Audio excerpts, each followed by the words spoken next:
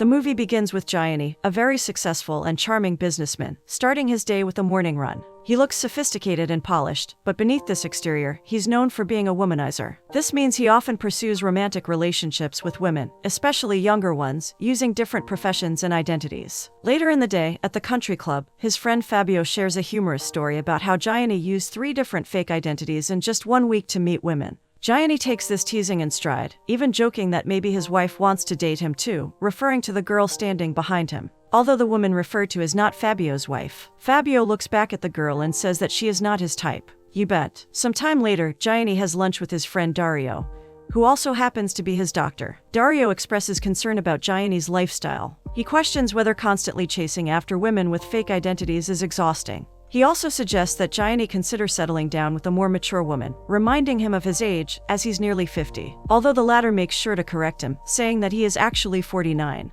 Their conversation is interrupted by a call from Gianni's phone. Dario is hopeful that it's good news about Gianni's mother, indicating they might have reconciled since their fight earlier. However, Gianni's demeanor changes as he somberly reveals that his mother has passed away, abruptly shifting the tone of the scene. Perhaps there is more to Gianni beyond his womanizing ways. After the lunch, Gianni rushes to the graveyard, eager to pay his respects to his mother. However, he gets lost in a Filipino procession, mistakenly thinking it's his mother's funeral. In a hurry, he quickly throws out a fake apology to the family before realizing his mistake and finding the right spot at the funeral. At the funeral, Gianni's twin brother gives a heartfelt goodbye to their mother. However, Gianni, who has arrived a little too late, decides to skip his own speech. When he explains his tardiness, he makes sweeping gestures that reveal his racist beliefs, referring to the Filipino people often working as maids, saying that he got caught up in their funeral procession. As the funeral continues, Gianni's brother comes to stand beside him. They talk about how their father didn't come to the funeral.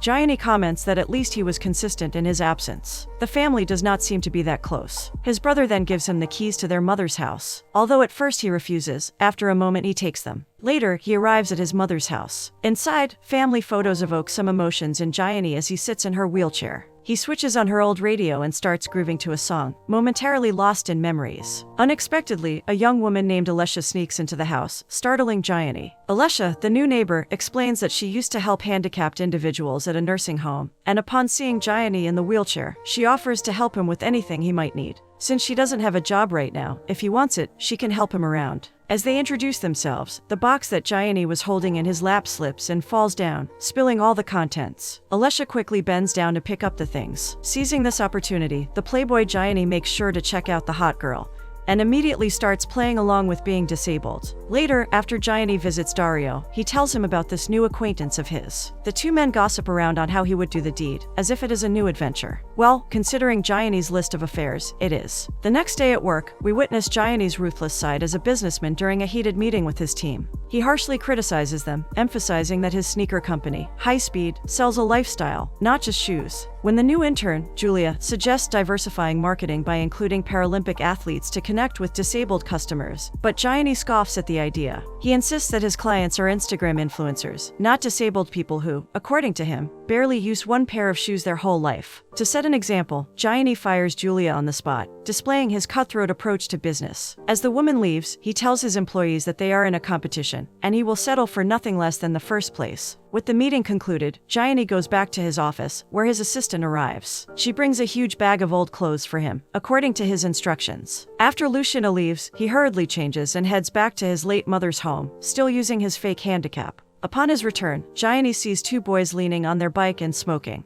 They look at his car, and after he comes out, one of them comments to the other how a person cannot have it all, referring to his old clothes. Gianni makes sure to tell them that the car is his own, and if they want to have such luxury in life, they need to move their asses. Facts. Back in the apartment, the man approaches the other flat, and guilt trips Alessia into accepting an offer for coffee in his kitchen. As they talk over coffee, Gianni learns more about Alessia. He discovers that she's more interested in a fun, single lifestyle rather than serious relationships. Gradually, he realizes that she's attracted to outgoing, healthy, and wealthy men. His entire charade of pretending to be middle class and handicapped begins to backfire as he sees that Alessia is not impressed by his act. As Alessia leaves after coffee, Gianni realizes he's losing his chance with her. He calls out and reveals his true identity as the owner of High Speed. boasting 148 stores across Europe and a grand villa. Alessia, slightly taken aback, quickly changes her tune and invites him to her country house for lunch the following Sunday. After he leaves the place and is going back to his car, Alessia calls him all of a sudden, and he quickly sits back down on the wheelchair. She gives him the address where they are supposed to meet, and the man quickly memorizes it. The two boys still seem to be standing outside and they witness this strange sight. With Alessia still watching, Gianni pushes his wheelchair and accidentally gets stuck in a gully cover. He whispers to the boys to help him, but they sarcastically tell him how he can move his own ass. On Sunday, Gianni arrives at the address, but decides to park far away, since he has to take out his wheelchair and set the stage for his act. While he is unloading the wheelchair, he notices a woman sitting nearby. He attempts to start a conversation, but the woman does not engage with him much. After setting up his wheelchair and noticing clouds gathering overhead, he puts on a raincoat and struggles to wheel himself to the house. The woman watches him go, shocked at his strange act. Once he reaches the property, he meets Alessia's family, including her grandmother on oxygen support, her brother, and her parents. Her grandmother seems like a cool woman. She jokes around with Gianni, almost making the poor man uncomfortable. Serves him right for lying though. As the atmosphere is hustling and bustling, another pleasant guest arrives. Gianni whirls his wheelchair around and watches as Alessia's sister Chiara arrives in a car. Initially struck by her beauty, Gianni soon realizes that she also uses a wheelchair. It dawns on him that Alessia invited him to set him up with her disabled sister, not herself. Soon they all settle around the dining table. Stealing a moment, the grandma asks Gianni to come closer. She then whispers in his ear how he was set up. The old woman knew that he had his sight on Alessia, yet he got her paralyzed sister instead. Gianni is shocked at the old woman's keen observation, yet he innocently shakes his head, saying that is not the case. After lunch, Gianni and Chiara go to chat outside. There she tells him about her love for sports and her career as a professional violin player. Although uninterested, Gianni tries to maintain civility by nodding along without adding much from his side. When Gianni returns to Rome, he tells his friends about Chiara. His doctor friend, Dario, asks about her personality, while others inquire if she's attractive. Gianni admits she's beautiful, but confesses he's not interested in dating disabled girls, revealing his shallow perspective to his friends. As the conversation continues, Gianni's friend Fabio challenges him to sleep with Chiara, and Gianni accepts with a smug grin. He even asks what the other is willing to bet, indicating their lack of sensitivity towards poor Chiara's disability. Meanwhile, Alessia visits Gianni's mother's home to return his raincoat. There she finds Gianni's brother instead of him, who is unaware of Gianni's deception. After returning the raincoat, Alessia shares stories about Gianni's supposed charity work in Botswana, and expresses sympathy for his disability, unknowingly feeding into the lie. She keeps commending Gianni, saying that he is a beautiful person. Gianni's brother, quite shocked, wonders what spell he played on the girl. Despite not knowing the whole story, he plays along. Later, when they meet at their mother's grave, he confronts his brother about the deception, urging him not to stoop so low. He tells him that he is 50 and still spreading his shit. Gianni, annoyed by this, deflects the topic by teasing his brother. He tells him that in fact, he is 49. And, unlike him, he still has his hair on his head. Ouch. The following day, before leaving for work, Gianni leaves a voicemail for Chiara, asking her out for sette. To his surprise, Chiara pays him a visit at his office that very morning. Caught off guard and realizing he doesn't have a wheelchair in his office, Gianni awkwardly sits on his desk. Chiara informs him that she can't make it on sette, but extends an invitation to watch her tennis tournament for disabled people later that day. Eager to impress her, Gianni fabricates a story about his company's support for disabled athletes, trying to maintain his facade of wealth and generosity. Later that afternoon, Gianni, in his wheelchair, watches Chiara play a hard-fought tennis match, and is genuinely impressed by her skills. After the match, she invites Gianni, who is using her wheelchair after breaking his own, to lunch with her disabled friends. However, the lunch doesn't go as Gianni had hoped. He feels overwhelmed, as he's constantly bombarded with questions about disability, and how to cope with it using sports from Chiara's friends. The experience leaves him feeling uneasy, and he even has a nightmare that night. Poor Gianni wakes up in the middle of the night, terrified for his legs. The amount of time he has spent with Chiara's friends leaves him stressing out for his legs. He quickly starts exercising, worried that his legs might stop working any time. The next day, Luciana visits Chiara to return her wheelchair. She gives her Gianni's regards and a beautiful bouquet of red roses that he sent for her. As they converse, Luciana tells Chiara that she is very beautiful. Curious, Chiara asks if she ever hoped for Gianni's love, since he is such a charming and handsome person. His secretary knows the guy in and out. Why would she ever wish for his love? The woman quickly declines, and Chiara thinks that it is because of his disability. Luciana hastens to rephrase herself, saying that instead of her, Chiara is more suited to be in love, since she is very optimistic. Chiara smiles sentimentally and replies that for her even hoping for love is as good as possessing it. Later, Gianni looks at classical music tickets for a show where Chiara is performing and asks Luciana to book for him. The woman looks at him and then tells him that Chiara is a very smart woman, indicating that perhaps she knows about him lying, but Gianni ignores her. Some time later, Gianni finally flies to Turin, where Chiara is performing with her orchestra. He buys an electric wheelchair from a local seller and grabs the balcony seat in the theater. For the first time in his life, he is genuinely moved by classical music. In the heat of the moment, he forgets his disguise and gives a standing ovation, genuinely scaring the hell out of an old woman who was sitting beside him. After the concert, he surprises Chiara, who asks why he's in Turin. He lies, saying he was nearby for work and dropped in by accident. Both of them then head to an upscale restaurant for dinner. During the dinner, Gianni attempts to confess that he lied to her about his disability. However, at the last second, he deviates by saying that he lied about being nearby. He admits that he came there just to pursue her. However, his clumsiness with the electric wheelchair becomes obvious as he keeps bumping into tables throughout the conversation, unintentionally, almost revealing his disguise. After dinner, the both of them go to Chiara's hotel, where they share a kiss. However, she stops things from progressing further, which disappoints Gianni. Upon returning from Turin, Gianni asks Dario if paraplegics can have boners, already anticipating where the conversation is heading. Dario explains that they can, but for Chiara, pleasure depends on the location of her spinal injury. He suggests to Gianni to forget about the bet, reminding him that he's 49 years old, not a teenager. However, Gianni playfully brushes off his friend's advice. Later, Gianni invites Chiara to dinner the next day before driving to pick up the girl he met during his morning run. On the other hand, Chiara has a heartfelt conversation with her sister. As the two siblings share a cigarette, Chiara reveals how happy she is that Gianni sees her as a whole woman, instead of just pitying her. The next day, Chiara visits Gianni's huge house, effortlessly navigating around the furniture while Gianni continuously bumps into things in his wheelchair. At dinner, she asks how he became paralyzed from the waist down. Gianni makes up a fake story, claiming he had a similar accident to Christopher Reeves, the actor who played Superman. However, Chiara corrects him, stating that Christopher Reeves was paralyzed from the neck down. Trying to save face, Gianni says he fell off a pony, much to Chiara's amusement. Cautiously, Chiara then shares her own story of a horrific car accident. The other party involved only broke his collarbone. Her violin, on the next seat, didn't even get scratched. However, she lost the use of both her legs. Trying to uplift the gloomy mood, Gianni unveils his great surprise. He gives her a rubber noodle and asks her to put it around her chest. Then he clicks a button, and water floods into the dining room, rising up to their chests. Buoyed by the rubber noodle, they float weightlessly in the water. In a moment of passion, they kiss and make love. However, later, when the water dries out, Chiara informs Gianni that she has no feeling below her legs. Visibly emotional but perplexed, Gianni tells her that he, too, felt it only in his forehead. When she falls asleep, he quickly takes a selfie of the two of them, to gloat to his friends. The next day, Gianni proudly shows his friends the photo he took with Chiara, winning his bet with Fabio. However, he keeps hidden the fact that Chiara can't feel anything below her legs. Later that night, we see Fabio's wife in Gianni's house. She's in her nightdress and accidentally breaks a wine glass. Jokingly, she says she's being clumsy like a handicapped person, which deeply offends Gianni. Without revealing the reason, he tells her to get dressed and leave. Days pass without Gianni and Chiara communicating with each other, but slowly, we start seeing changes in his outlook towards life. He asks Luciana to recall the intern who suggested expanding the marketing of the shoe company to paraplegic athletes. The next day, during his morning run, he calls Chiara and asks to set up a meeting, saying he has an important confession.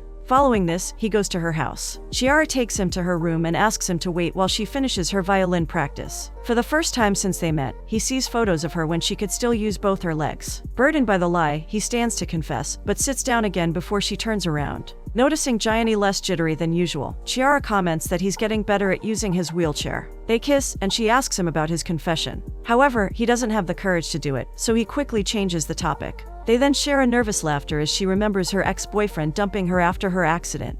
With a heavy heart, Chiara confesses that lies and deception hurt her more than her injuries. Hearing this, Gianni becomes scared, and decides to keep his secret to himself for now. Chiara then asks him to introduce her to his friends. As a result, he forces Dario and Luciana to come to dinner along with them. On the way, Dario suggests that Gianni might be in love and urges him to confess and put an end to this sham. Furthermore, he threatens that if Gianni doesn't confess, either he or Luciana will do it later during dinner. However, during dinner, just as Dario is about to confess on Gianni's behalf, Gianni spills sauce on his suit and asks him to come to the bathroom. Inside the bathroom, Dario tells Gianni that he must confess, because this lie has gone too far. But their conversation is interrupted by a restaurant employee. Gianni urgently pretends to use the toilet, to hide the fact that he can walk. He grapples with the decision to come clean about his deception, while also facing external pressures to maintain the facade. The entire night Gianni continues to pretend to be paralyzed, and once again, the truth remains hidden. The next day, Gianni's brother visits Alessia with flowers and exposes Gianni's lies to her. Angered by the deception, Alessia marches onto Gianni and slaps him. She then gives him a 2-day ultimatum to tell Chiara the complete truth, or else she will make his life hell.